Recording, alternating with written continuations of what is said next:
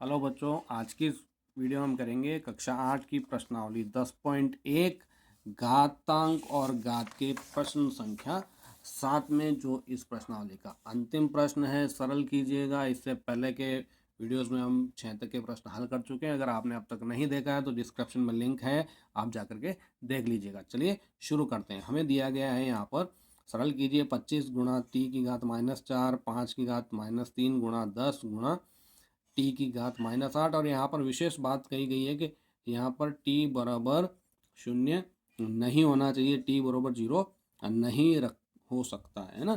तो चलिए इस क्वेश्चन को कैसे करते हैं, शुरू करते हैं। तो हमारे पास आ गए हम क्वेश्चन पे। तो क्वेश्चन हमने लिख लिया। अब यहाँ पर 5 की घात तो -3 है, ये 10 और ये 25, ये घातांक रूप में नहीं है। तो हम सबसे पहले इन्हें घातांक रूप में लिखने की जो है करते हैं। तो 25 को हम लिख सकते हैं 5 की घात 2 गुणा टी की घात -4। इस स्टेप में हम कुछ नहीं करेंगे, केवल इनको टुकड़ों में कर देते हैं। ठीक है। अब ये 5 की घात -3 पहले से है। अब ये जो 10 है, इस 10 को हम क्या कर सकते हैं, इस 10 को हम 5 गुणा 2 लिख सकते हैं, 5 दूना 10। अब हमारे पास ये हो गया टी की घात -8। ठीक है। अब यहाँ अब हल करना, इसको शुरू करते हैं। तो 5 की घात जो 2 है वो पहले से हम ऊपर रखते हैं। अब ये टी की 5 की घात जो -3 है, पहले 5 5 वालों कर देते हैं। 5 की घात -3 है तो उसे ऊपर ले जाएंगे तो इसका चिन्ह बदल जाएगा, ये 5 की घात 3 हो जाएगी।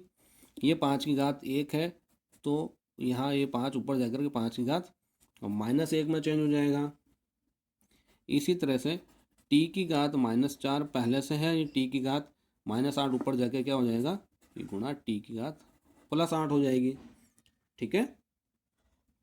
यहाँ तक का हम हल कर लेंगे। उसके बाद देखते हैं कि जो 2 है, इस 2 को हम बटे में रहने देते हैं, क्योंकि ये तो ऊपर जाके वापस माइनस में हो जाएगा और माइनस में हमें रखना नहीं है। अब आधार समान है और गुणे में है तो क्या होगा, 5 की घात 2 + 3 - 1।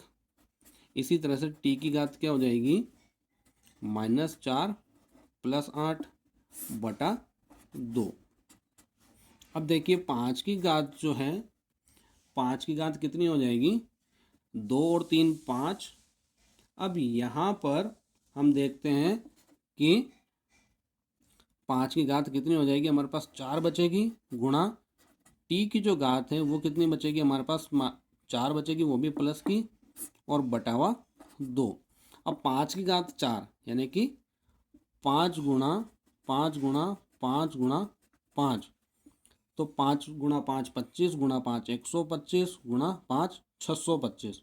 तो हम इसे यहाँ लिख दें 625। टी की घात 4 तो T4 और बटावा 2, ये हमारा आंसर हो जाता है। ठीक है। तो चलिए शुरू करते हैं हमारा इसी का क्वेश्चन नंबर 2। ये तो हमारा था 7वें प्रश्न का पहला सवाल। अब इसका दूसरा पार्ट शुरू करते हैं। क्वेश्चन नंबर 2 में हम देखते हैं कि 3 की घात -5 गुणा 10 की घात -5 गुणा 125 बटा 5 की घात -7 गुणा 6 की घात -5। अब देखिए 10 125 और 6 हमें घातीय रूप में नहीं मिल रहे हैं प्रॉपर तरीके से, तो हम इनको अभाज्य गुणनखंड के रूप में लिखते हैं, घातीय रूप में। तो ये 3 की घात -5 एज इट इज़ रख देंगे। अब ये जो 10 की घात -5 है, 10 को हम 2 गुणा 5 लिख सकते हैं, तो यहाँ लिखेंगे और घात वही रहेगी 2 गुणा 5। अब चलो मैं आपको पूरा डिटेल करा देता हूँ, एक स्टेप और ज़्यादा हो जाएगा पर आपको अच्छे से समझ में आएगा। 125 को हम 5 की घात 3 लिख सकते हैं, बटावा 5 की घात -7। अब देखो 6 जो है, 6 को हम क्या लिख सकते हैं, 2 गुणा 3।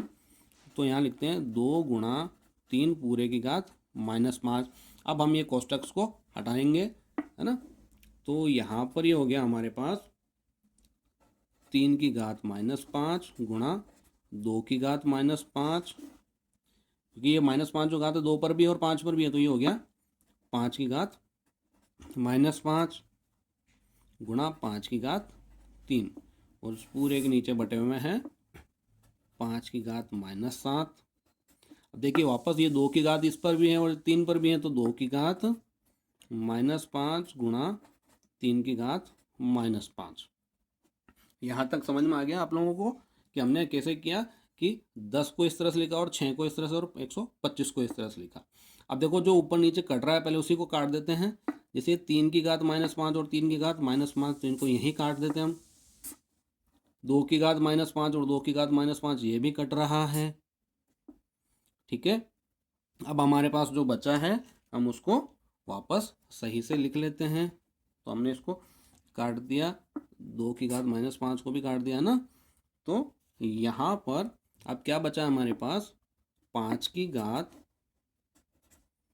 -5 गुणा 5 की घात 3। अब ये जो 5 की घात 7 है, अब हम इसे ऊपर ले जाएंगे तो ये क्या हो जाएगा, घात का चिन्ह बदल जाएगा और ये 5 की घात 7 हो जाएगा। अब आधार समान होता है तब क्या करते हैं कि आधार वही रहता है और घातें जुड़ जाती हैं। तो ये -5 + 3 + 7, तो यहाँ पर ये हो जाएगा हमारा 5 की घात -5 और ये माइनस प्लस प्लस वाला को कर देते हैं तो प्लस का 10 हो जाता है। अब ये हो गया हमारा 5 की घात, प्लस का 5 बचेगा, 10 में से 5 घटाए तो 5 बचा। अब हमें इसका मान रखना है, तो ये हमारा 5 गुणा 5 गुणा 5 गुणा 5 और 5 बार हमने गुणे में लिख दिया। ये आप डायरेक्ट भी कर सकते थे, मैंने आपको समझाने के लिए लिखा है। 5 गुणा 5 25, 25 गुणा 5 125, 125 को हमने 5 से गुणा किया तो हमारे पास आता है 625, और 625 को जब हम 5 से गुणा करते हैं तो हमारे पास आता है 3125, जो कि हमारा यहाँ पर आंसर हो जाता है। तो उम्मीद करता हूँ आपको क्वेश्चन समझ में आया होगा। अगर वीडियो अच्छी लगी हो तो वीडियो को लाइक कीजिएगा। सारे क्वेश्चंस मैंने सॉल्व करवा दिए हैं, एक एक क्वेश्चन के लिए अलग अलग वीडियो बनाया ताकि वीडियो लंबा नहीं हो। अगर आपको वीडियोस अच्छी लगी हो तो दोस्तों के साथ शेयर जरूर कीजिएगा। मिलते हैं नेक्स्ट वीडियो में प्रश्नावली 10.2 के साथ। Thanks for watching, take care, have a nice day.